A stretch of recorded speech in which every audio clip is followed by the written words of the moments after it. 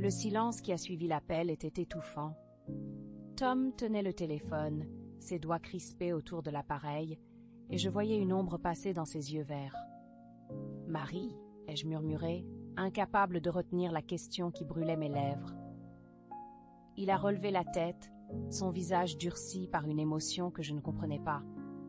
« C'est ma sœur » a-t-il dit enfin, mais sa voix tremblait légèrement, comme s'il cachait encore quelque chose. J'ai froncé les sourcils, partagé entre le soulagement et une méfiance persistante. Une sœur? Pourquoi cet appel semblait-il le bouleverser autant? La salle de réunion avec ses néons froids et ses dossiers épars me donnait soudain l'impression d'être une prison. Je voulais lui poser 1000 questions, mais il a rangé le téléphone dans sa poche et s'est détourné, laissant un vide entre nous. Le lendemain, je n'arrivais pas à me concentrer.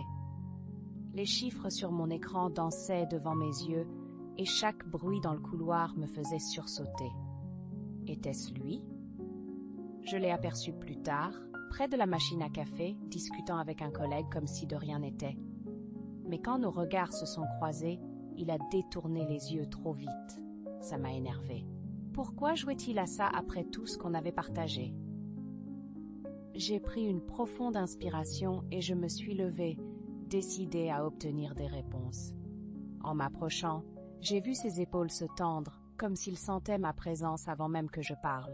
« Tom, il faut qu'on discute », ai-je dit plus fermement que je ne l'avais prévu. Il a hoché la tête, mais son silence m'a laissé avec un mauvais pressentiment. On s'est retrouvés dans un coin tranquille du bureau, près des grandes fenêtres donnant sur la ville. La pluie avait repris, tambourinant contre les vitres, comme un écho de cette nuit dans la cuisine.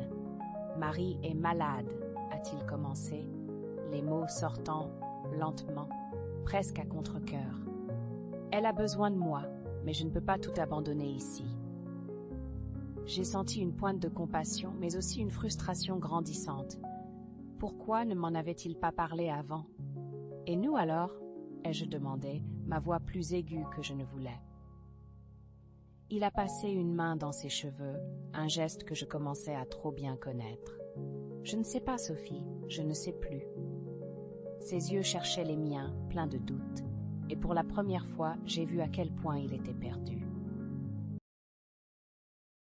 Les jours suivants ont été un brouillard. On se croisait, on échangeait des banalités, mais quelque chose s'était brisé.